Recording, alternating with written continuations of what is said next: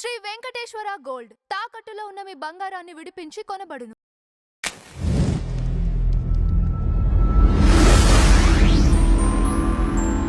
ఇదే అన్వేషు హిందూ దేవీ దేవతల పైన మన సీతాదేవి పైన అలానే ద్రౌపది దేవి పైన టీషర్ట్లు వేసుకుంటే అత్యాచారాలు జరిగాయా వారిపైన అని మాట్లాడాడు.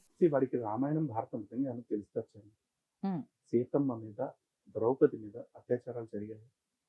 ద్రౌపది మాత మీద అత్యాచార యత్నం జరిగిన మాట వాస్తవం. ఒకసారి కాదు, 2 సార్లు. ఒకసారి సైంధవుడు, రెండోసారి కీచకుడు. ఇద్దరికి ఎలాంటి గతి పెట్టిందండి? కీచక వధ మీరు చూసినట్లయితే అసలు భీముడు కీచకుడిని కొడితే ఆ తలకాయ తీసుకెళ్లి పొట్టలో, కాళ్ళు తీసుకెళ్లి పొట్టలో కుక్కేశాడు.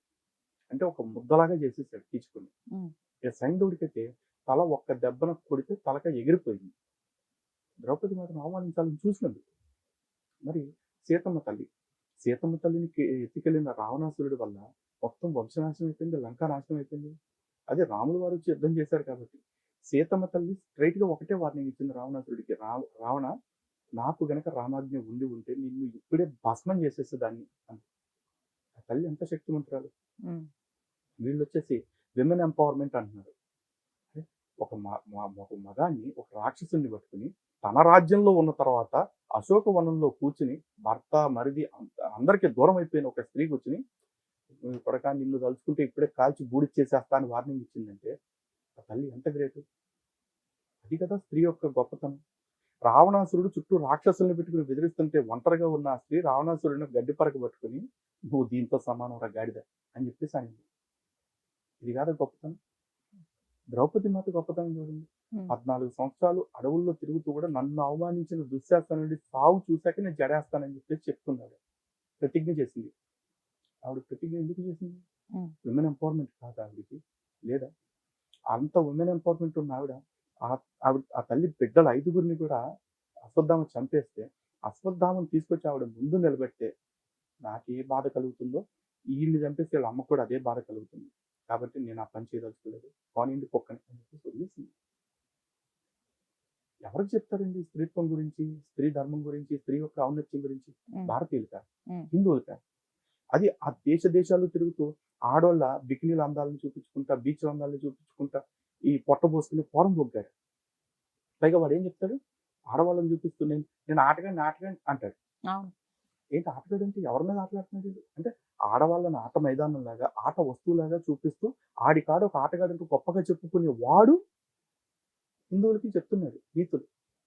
పైగా వీడు ఆడవాళ్ళ ఆత్మగౌరవం కాపాడదాం, ఆడవాళ్ళ హక్కుల కోసం పోరాడదాం రండి అంట శివాజీని పట్టుకుని లంజా కొడక అంటాడు.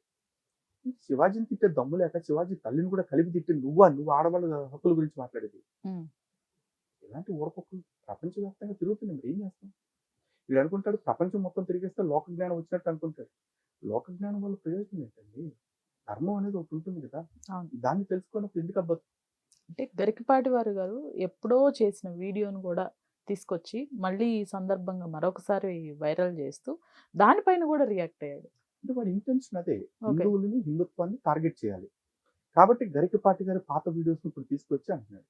గరికపాటి గారు అన్నదానిలో అంత బూట్ ఏముందండి? ఆయన మాట్లాడుతూ మా 50 ఏళ్ళ మాకే ఆగట్లేదు, మేమే ఆగం, అలాంటి వాళ్ళు ఏమవుతారు అని అతిశయంగా చలోక్తిగా చెప్పారు. అంటే ఒక సీరియస్ ఇష్యూని కొంచెం లైటర్ వేలో, కామిక్ వేలో చెప్పారు.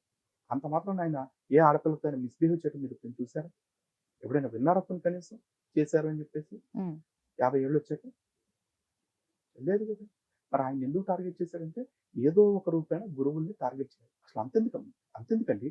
ఇప్పుడు ఈ ఇష్యూ ఉంది కదా శివాజీ ఎపిసోడ్లో శివాజీ మీద గతంలో ఇలాగే వస్త్రాలు సరిగా ఉండాలని చెప్పిన గరికపాటి గారి మీద, చాగంటి గారి మీద, ఇంకా చాలా మంది మీద దాడులు చేశారు. అంటే వర్బల్ అటాక్స్. ఎందుకు చేస్తున్నారు అంటే ఏదో ఒక రూపేణ ఎవరైనా ధర్మం బోధించినా, ఎవరైనా మంచి మాటలు చెప్పినా వాళ్ళ మీద అటాక్ చేసి పడిపోతే ఈ ప్రవచనకర్తలందరూ కొంతకాలానికి మాట్లాడటం మానేస్తారు. అబ్బో వీళ్ళు ఏం చేసిన వివాదం చేస్తారు, మనకి ఎందుకులే, మనం గమ్మున ఇంట్లో కూర్చుంటే చాలు కదా అనుకుంటారు. అలా అనుకునేలా చేసి హిందుత్వం తరఫున మాట్లాడే వాళ్ళని లేకుండా చెయ్యాలి అని ఒక సిస్టమేటిక్ అటాక్. అదే అందులో వీడు ఒక పార్ట్ అంతే. అన్వేషణ కూడా ఒక పార్ట్. రైట్.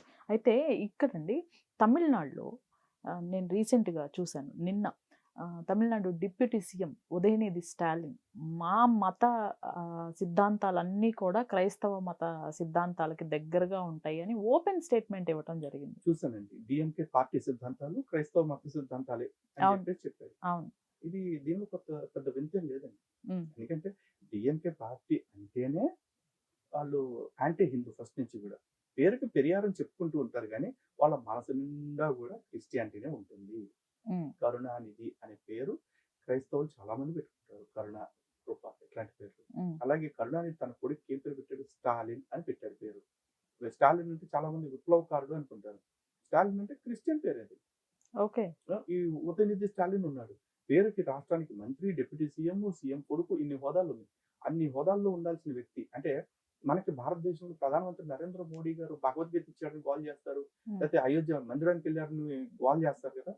మరి ఒక డిప్యూటీ సీఎం హోదాలో ఉన్నవాడు, పార్టీకి వారసుడిగా చెప్పబడుతున్నవాడు, మా సిద్ధాంతాలు క్రైస్తవ సిద్ధాంతాలు ఒక్కటే అని చెప్పారు. దీని మీద క్రిస్టియన్స్ పొగుడుకుంటే వీడియోలు చేస్తారు. ఉమ్, స్టాలిన్ గారు ఇలా అన్నారు, అలా అన్నారు అని చెప్పేసి. అవును. అంటే స్టాలిన్ మతోన్మాదిలాగా ఉంటే మంచిది. మోడీ గారు తన ధర్మాన్ని తను ప్రకటిస్తే మాత్రం మతోన్మాది. ఉమ్. ఇది ఎక్కడ సెలెక్ట్ అవుట్రేజ్ హిందుత్వం మీద? ఇదే మోడీ గారు మరి క్రిస్మస్ కి చర్చికి కూడా వెళ్ళటం జరిగింది. చూసారండి వీడియో? క్రిస్మస్ కి చర్చికి వెళ్తారు. ఆయన ఒక ఉమ్. ప్రధానమంత్రి, అన్ని మతాల్ని గౌరవిస్తారు, అన్ని సంప్రదాయాన్ని గౌరవిస్తారు. ఉమ్. అంతవరకు ఓకే. ఉమ్. కానీ ఇక్కడ వీళ్ళు ఏం చెప్తా ఉంటారు? మోడీ గారు అసలు యాంటీ క్రిస్టియన్, యాంటీ ముస్లిం అంటారు. మోడీ గారు ఏ రోజన్నా ఈ దేశంలో క్రైస్తవ్యాన్ని లేకుండా చేస్తా చూసుకోండి అని ఎప్పుడైనా అన్నారా? అనలేదుగా. కానీ ఈ మంత్రిగా చెప్పుకుంటున్న వరకు ఒక్క సనాతన ధర్మాన్ని లేకుండా చేసేస్తాం, సనాతన ధర్మ డెంగ్యూ మలేరియా లాంటిది అని చెప్పేసి అన్నాడు. అవును. ఉమ్. ఇప్పుడు ఎవరు చెప్పండి? మోడీ ప్రమాదమా, ఉదయనిధి ప్రమాదమా దేశానికి? ఉమ్. మరి ఉదయనిధి లాంటి అవయవాలన్నీ వాళ్ళకి అంత రుచిగా ఉన్నాయి కదా. మరి అట్లాంటి ఎట్లా ఎంకరేజ్ చేస్తున్నారు?